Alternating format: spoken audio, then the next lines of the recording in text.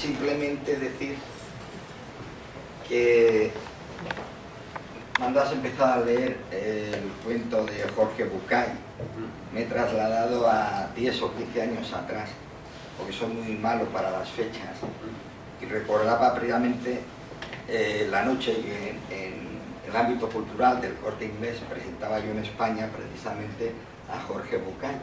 Y entonces mi deseo para este año es que tú tengas con tu cuentoterapia el mismo éxito que tuvo Jorge con sus famosos cuentos. Es cierto que el cuento tiene un gran valor simbólico que permite la cognición de cosas reprimidas de manera no traumática, y precisamente eso permite superar los traumas. Por tanto, Carmina, te deseo con tus cuentos el mismo éxito que tuvo Jorge hace 10 o 15 años, cuando no era conocido en España. Yo lo presentaba en el Corte Inglés. El espacio es muy distinto, porque el Corte Inglés es el emporio del consumo y Alibri solo es el emporio de la cultura, y ojalá el emporio de la cultura algún día sea el emporio del consumo. Gracias por compartir.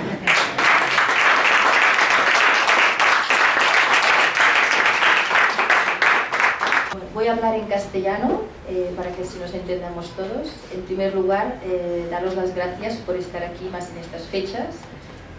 Feliz Año Nuevo. Yo me llamo Carmina Beibernu del Olmo, me conocéis la mayoría del Facebook, y vengo aquí un poquito a hablar de lo que es el niño interior que todos llevamos dentro. Mi formación es en enfermería y en psicoterapia en análisis transaccional, y yo empecé a trabajar hace unos años con los cuentos como método de terapia.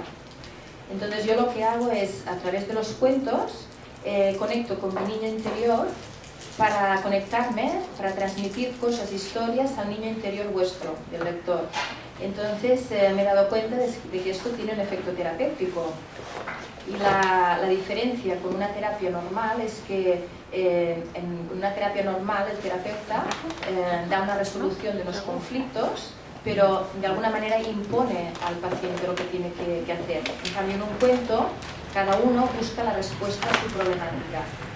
Entonces es un diálogo del inconsciente de quien escribe al inconsciente del lector, y tiene un efecto terapéutico porque pasa directamente a la parte del hemisferio cerebral derecho, que es la parte de la intuición, del inconsciente, al contrario que el hemisferio cerebral izquierdo, que es la parte racional, que siempre le hemos dado mucha importancia, pero lo que tenemos que hacer es despertar al niño interior conectando los dos hemisferios, que es lo que nos permitirá que afloren todos estos emociones reprimidas, traumas que hemos vivido en nuestra infancia y que a veces no han sido vividos de manera armónica. Entonces, a través de yendo a este poder oculto que existe en el inconsciente a través de los cuentos, con un lenguaje metafórico, un lenguaje simbólico, lo que hacemos es despertar de una manera involuntaria este niño interior. Entonces, ahora lo que os propongo es visualizar un pequeño documental que dura unos 20-25 minutos, que es un recorrido que han hecho diferentes, lo hemos grabado Jean-Claude y yo. Es un recorrido a través de los cuentos, tratado, una reflexión por diferentes especialistas del campo de la psicoterapia y de la psicología. Os presento a Jean-Claude. Jean-Claude es psicoterapeuta en análisis transaccional, también hace teatroterapia. Entonces lo que vamos a hacer es, entre los dos, vamos a intentar desmenuzar qué es el niño interior y cómo podemos conectar con este niño interior que existe aún en nuestro adulto y que a veces tenemos olvidado, y que muchas de la falta de información o de los malestares que existen en nuestra sociedad es debido a esta separación que tenemos de nuestro yo adulto con nuestro niño interior. Gracias. Ok, buenas noches. Cuando se habla del niño interior hay una confusión. Parece que este niño interior es algo que estaba externo y que ha venido aquí. Este niño interior, veo aquí, hay un niño detrás. Este niño, como decía su hermano, lo que está detrás, va a crecer. Donc, todos aquí hemos vivido esta etapa. Y cuando hemos vivido esta etapa, como decía, mirábamos el mundo desde la emoción, desde el nivel emocional. Entonces, las cosas nos gustaban y no. Y la relación que teníamos era básicamente emocional. De cara a esto, hay los padres y el resto de la sociedad que van a modelar, como decir, este niño que va a crecer.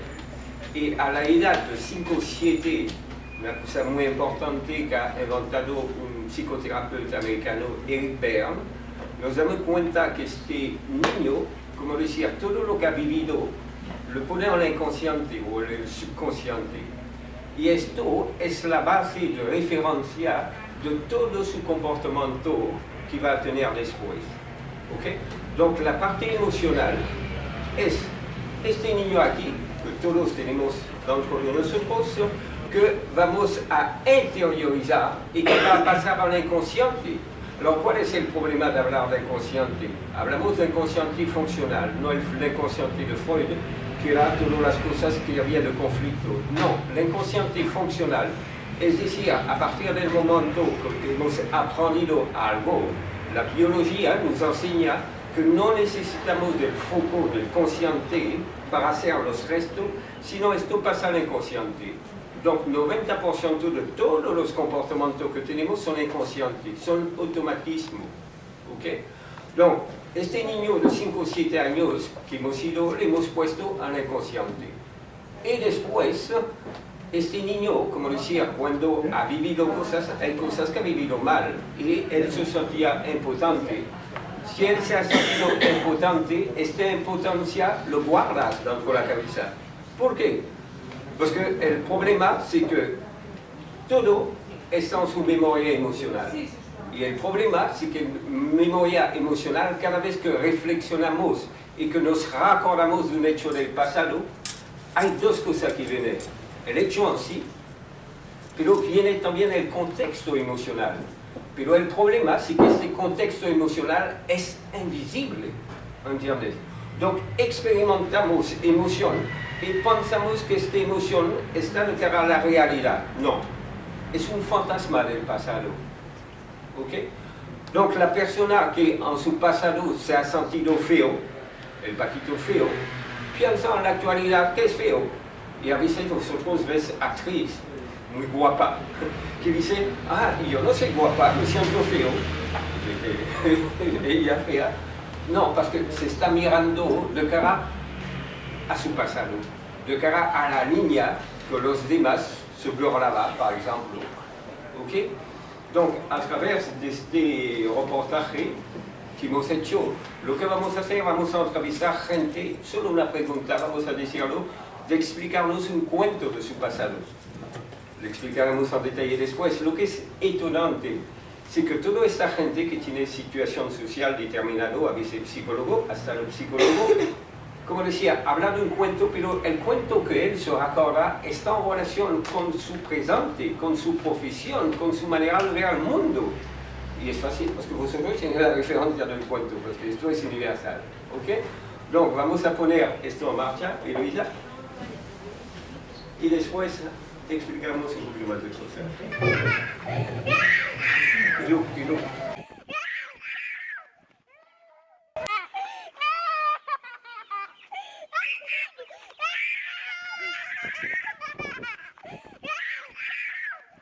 Del apuro se puso las botas de las 7 leguas del gigante, ¿no? del ogro, me parece que era, y se escapó con las botas. Toda la vida.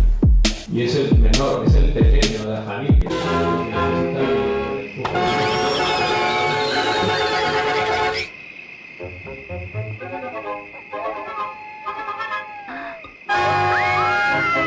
Pero yo no sé si es el sadismo de los padres o era la influencia de la Segunda Guerra Mundial, pero todos los cuentos que me contaban a mí eran una pesadilla, a mí no me hacían dormir, a mí me asustaban.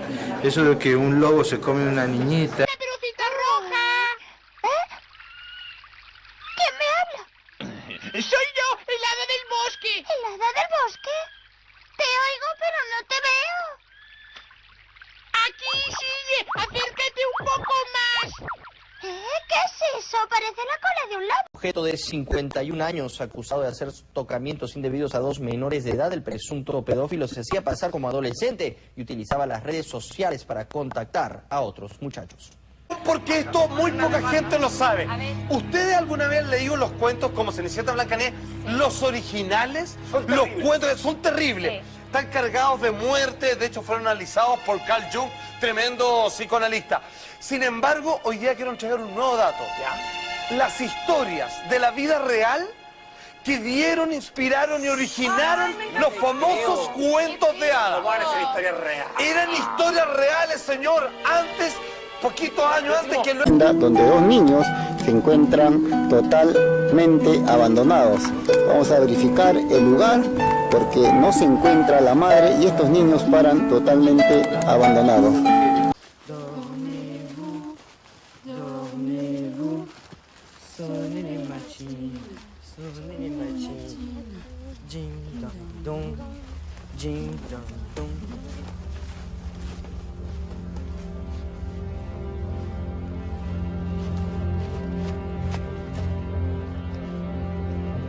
Papá? Mamá? Mamá? Papá? Papá? Mamá? Mamá? Papá? Mamá? Mamá? Papá?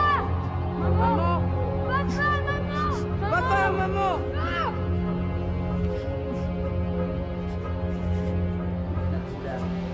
Sobre cuentos infantiles y ya para adultos, pero por algún motivo de mi vida, personal y familiar, el cuento no ha tenido entrada en mi casa. Había otra realidad. Soy yo, Caperucita Roja. ¡Oh, qué agradable sorpresa! Pobre abuelita, estás muy mal. Oh, abuelita, qué orejas más grandes tienes. Son para escucharte mejor. Abuelita, qué ojos más grandes tienes. Son para verte mejor. Mientras hablaba el lobo, las mantas se resbalaron un poco, dejándole el hocico al descubierto. Abuelita, qué dientes más grandes tienes. Son para comerte mejor. Gritó el lobo saltando del lobo feroz. Mi madre me educaba como hijo único con cierto miedo y me transmitía algunos cuentos para que me protegiera de las cosas. El lobo feroz, para que todos procuremos no ser tan cándidos como la Caperucita Roja, era un mensaje evidentemente potente para que evitáramos tratar con lobos feroces. ¿Qué representan, qué han representado los cuentos en vuestra vida, si alguien se anima? A nivel de memoria colectiva, es decir, ¿qué es lo que le han aportado a uno los cuentos?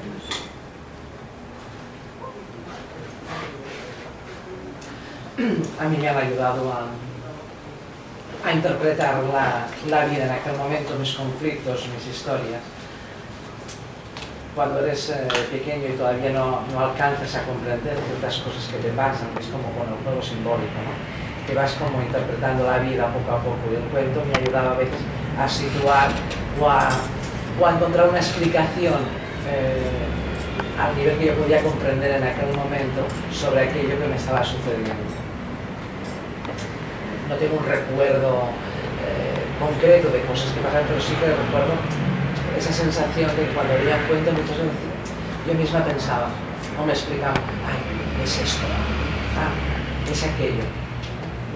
Ya me ha hecho, y luego posteriormente cuando he ido leyendo otros cuentos, a lo mejor de otras culturas, bueno, pues de alguna manera pues he comprobado que era única. Y siendo ya una mujer adulta, recordaba sus tardes solidarias jugando con sus tardes solitarias jugando con sus peponas en la azotea de su casa, rodeada de títeres, muñecas de trapo y algunos cuentos que habían pertenecido a su madre. En este ambiente infantil fue creciendo, alimentando su imaginación de criaturas fantásticas que se habían convertido en los hermanos que nunca tuvo y en los amigos que le hubiera gustado tener. Un día se dio cuenta de que era ya una mujer adulta y que esos seres que habitaban en su mundo interior pertenecían a una infancia añorada, pero ahora tenía que evolucionar y aprender a convivir con personajes de carne y hueso. No obstante, Kima era un ser tan especial que su fragilidad y su delicadeza chocaban contra el cruel y agresivo mundo de una sociedad que había perdido la capacidad de soñar y que solo entendía de transacciones de dinero, poder y corrupción. Los que creía que eran sus amigos, con el tiempo vio que solo eran fantoches en las manos de una rueda capitalista, perdidos en el vacío de la nada, y que ella huía de ser una marioneta, en manos de un destino que se mofaba de sus criaturas de un modo caprichoso. Mientras Kima pensaba estar sola, sin nadie que la comprendiera, una mañana fue a caminar por el parque, se sentó en la hierba y de repente escuchó la voz de una niña que le decía: «Hola Kima, no estás sola, soy tu hermana gemela, siempre he estado dentro de ti, aunque tú no estabas todavía preparada para escucharme. Sácame de tu interior, por favor, el mundo necesita conocer seres grandes como tú». Kima se quedó con la boca abierta y por ella salió su niña interior que exclamó: «Por fin estamos juntas». En aquel momento, Kima se quitó todos los pájaros que tenía en la cabeza, se cogió de la mano de su niña interior y empezó a volar.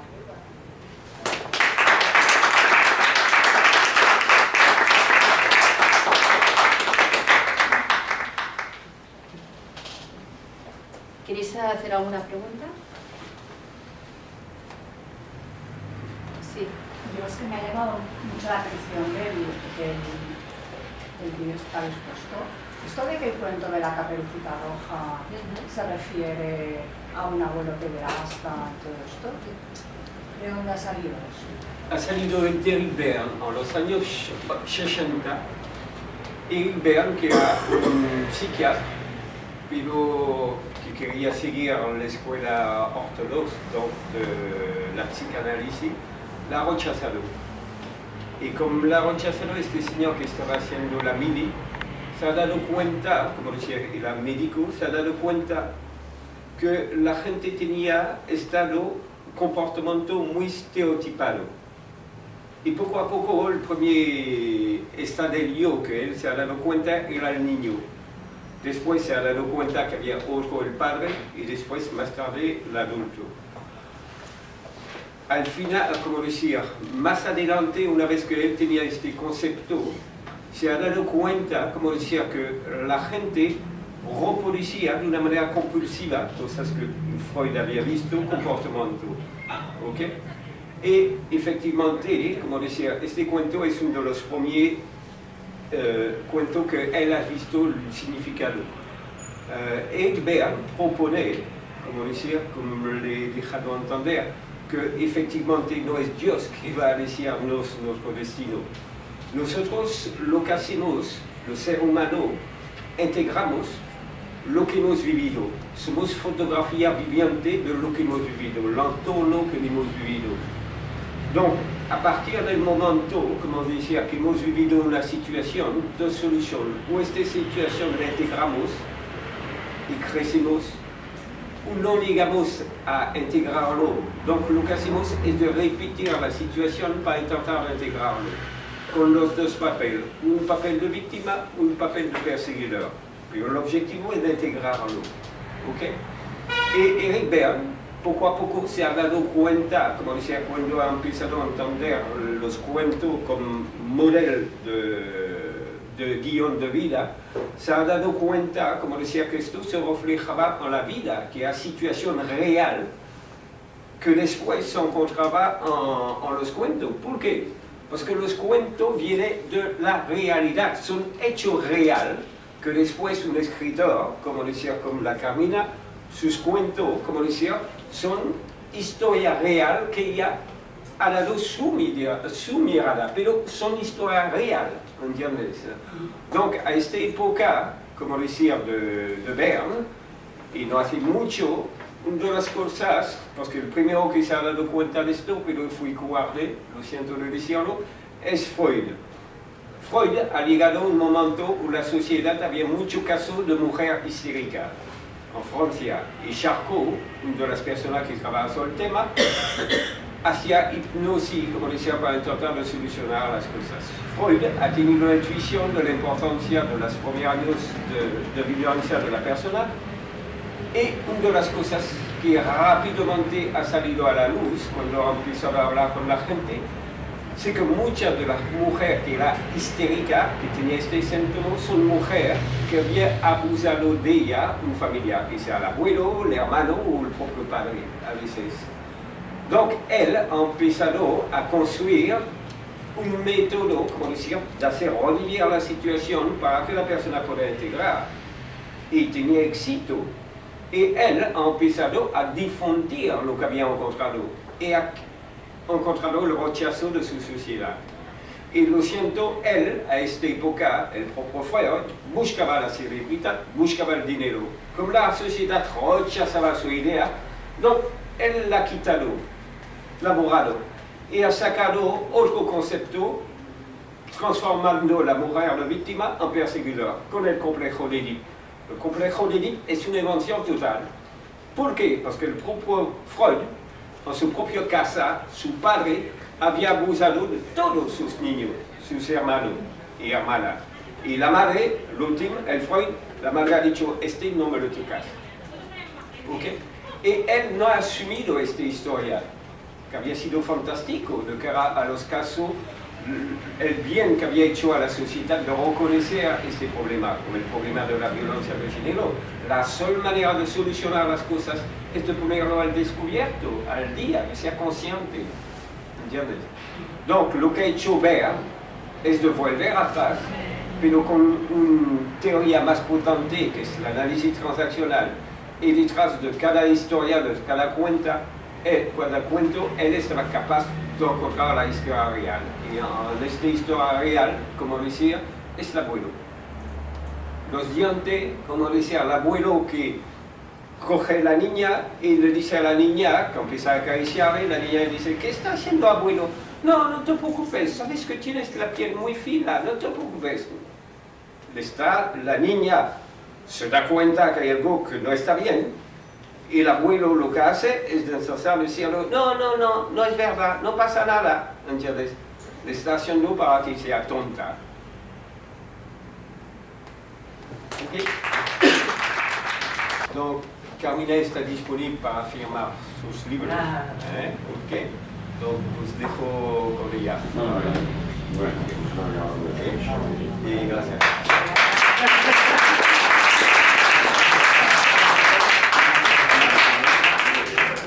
Os agradezco mucho por haber venido.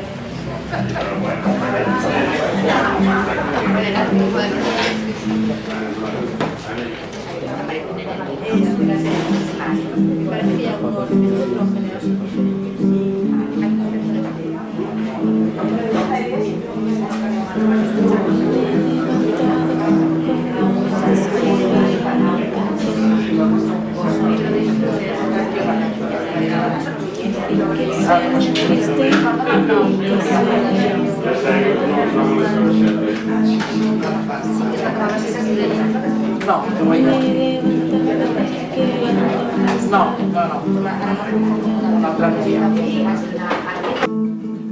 Por aquellos corazones que como yo nunca laten en público, y me encontrando sonriendo con amargura, amor, al descubrir que todo el enterrado seguía ahí, sí.